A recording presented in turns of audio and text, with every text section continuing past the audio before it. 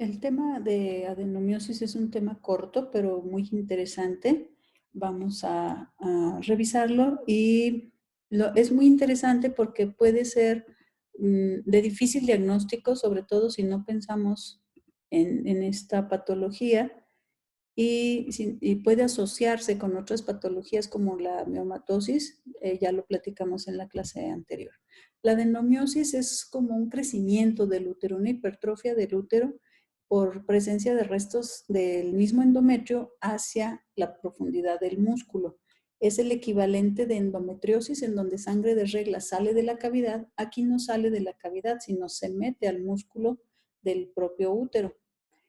Puede encontrarse de manera diseminada, que a esto le vamos a llamar adenomiosis difusa, o puede presentarse en pequeños focos nodulares y que, bueno, da nombre a la adenomiosis focal. El diagnóstico, más que nada, puede ser de sospechas y algunas imágenes, pero en muchas de las ocasiones se va a hacer real hasta que se tenga la pieza quirúrgica en donde nos reportan esta patología. Se ha encontrado que en las muestras de histerectomía la pueden reportar entre un 20 hasta un 60%, aunque la histerectomía no hubiera entrado con ese diagnóstico, sino por sangrado uterino anormal que no responde a tratamiento, o miomatosis más, o endometriosis más, o algún quiste de ovario más, adenomiosis como hallazgo.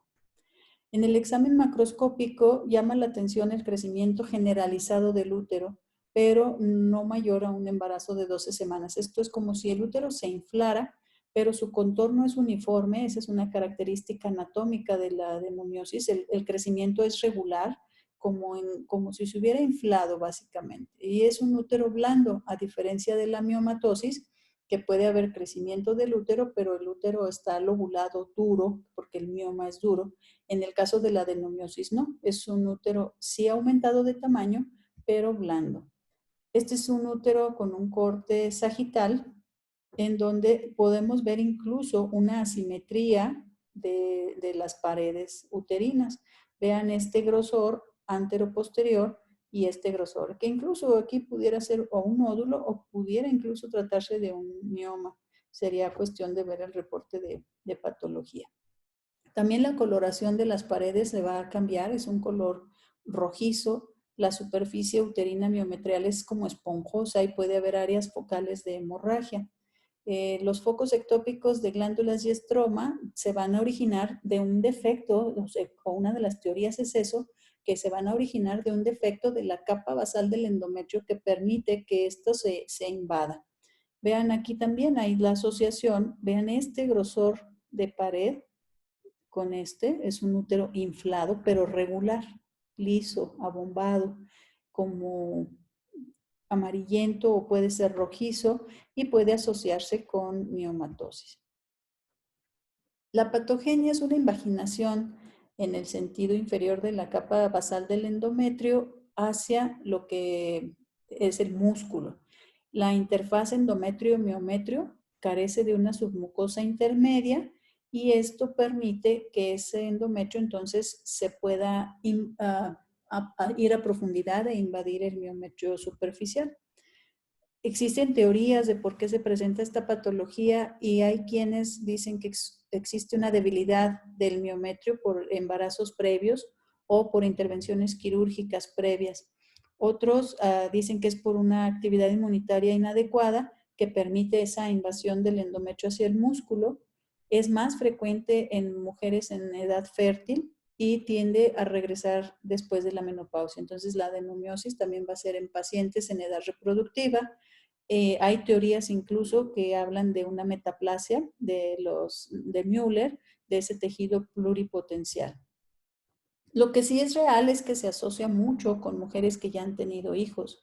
El 90% de las mujeres en donde se diagnostica adenomiosis ya han tenido hijos.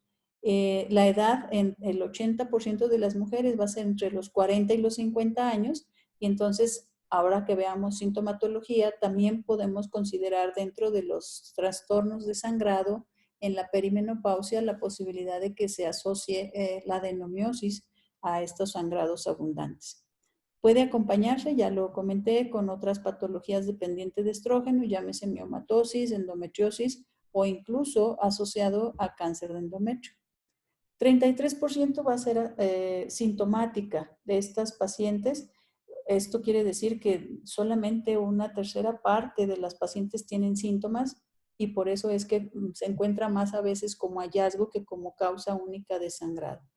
Cuando existen síntomas va a estar en relación al número de los focos ectópicos y a qué tanto se invade el músculo y generalmente los síntomas pivote van a ser sangrados abundantes y cólico porque todo ese tejido que invade el músculo produce prostaglandinas y recuerden que las prostaglandinas van asociadas con dolor.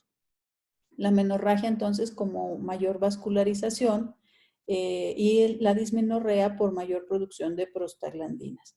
Algunas pacientes pudieran presentar también dispareunia, pero sí me interesa aquí recalcar que la adenomiosis no va a estar asociada con esterilidad. Entonces, no es motivo de que una paciente no se pueda embarazar.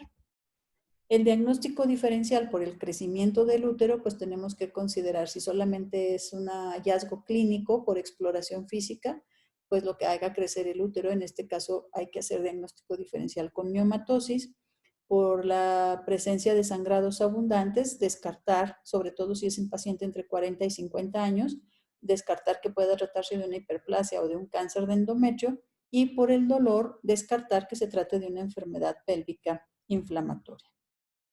El antígeno CA125 se encuentra incrementado, pero también hay más patología benigna que incrementa el CA125, entonces no es una prueba que se realice como diagnóstico, pero quizás sí nos puede ayudar en el caso de seguimiento, más que nada de otras patologías.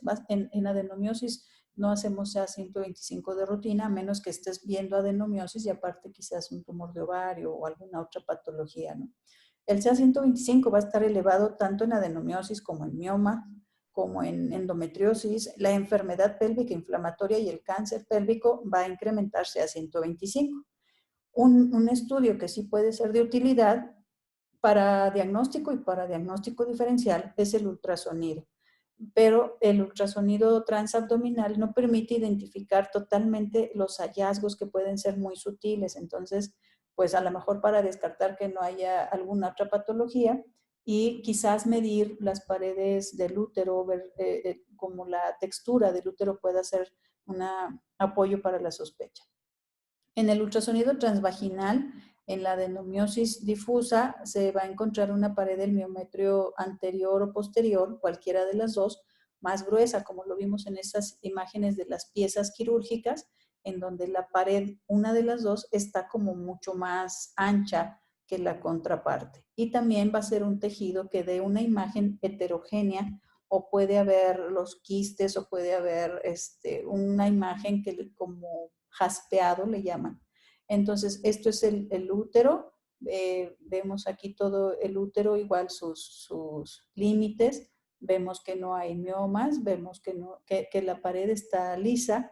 Esto que se ve en la parte central es el endometrio, se puede medir también y hacer la correlación con el día del ciclo, pero si medimos esta parte del útero, esta pared uterina, con la pared posterior, es mucho más ancha la pared posterior y eso es una característica de la adenomiosis. Esto es un corte sagital en donde se pueden ver incluso algunas zonas quísticas. Esta es una imagen tomada de UpToDate. Ahí pueden ver ustedes tanto información como estas imágenes de diagnóstico. Y otro estudio que también se puede utilizar, no es de rutina en México, pues es la resonancia, en donde vean la diferencia tan importante del grosor de las paredes del útero. Esta es la cavidad endometrial, esto es el endometrio, esto es el cérvix y vagina. Pues el diagnóstico puede haber entonces quistes hipoecoicos en el miometrio, pueden ser pequeños, puede haber algunas como proyecciones lineales, como estrías en el músculo y que se extienden desde el endometrio hasta el miometrio y que pueden hacer sospechar esa adenomiosis.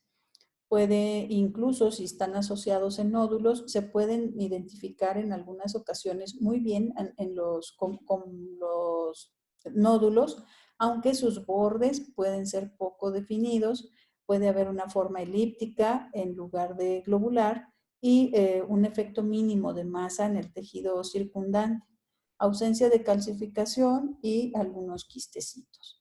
El tratamiento, bueno, va a ser similar a las alteraciones menstruales con sangrados abundantes. Si ya descartamos que exista otra patología y nos quedemos como posibilidad diagnóstica la adenomiosis, pues hay que tratar los dos síntomas, tanto el sangrado como el dolor. Y volvemos a recurrir a los antiinflamatorios. De primera línea, los antiinflamatorios no esteroideos, ya hemos hablado sobre ellos. La segunda línea terapéutica, dependiendo de la edad de la paciente y si tiene actividad sexual o no, la posibilidad de utilizar anticonceptivos también le puede funcionar.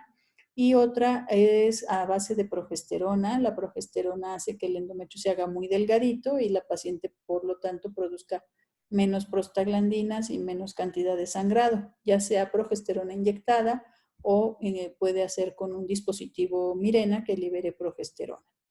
El tratamiento intervencionista se pueden plantear dos. Uno de ellos es la histerectomía para tratamiento definitivo y la ablación del endometrio puede o no tener una adecuada respuesta porque puedes hacer una ablación del endometrio, quemar la basal, pero en realidad la patología está en el músculo del útero y entonces no responden siempre como uno quisiera a esa ablación del endometrio. Entonces por eso se pone como con interrogación de valorar qué tan profundo puede hacerse la ablación como para tener una respuesta adecuada. Bueno, pues hasta aquí este tema. Ojalá que sea de utilidad para ustedes. Revisen toda la información que hemos recabado de los temas hasta este momento. Y bueno, la próxima vez que nos vamos a poner en contacto será para el examen. Estudien mucho. Yo sé que es un poco diferente las técnicas, pero sé que tienen de esto capacidad y mucho más. Mucha suerte, muchachos, en su examen. Igual quedo pendiente de dudas y comentarios a través del foro en aula virtual y también en el chat durante la clase del día que se esté instruyendo. Cuídense mucho, que tengan buen día. Voy a dejar aquí de compartir y cierro mi presentación.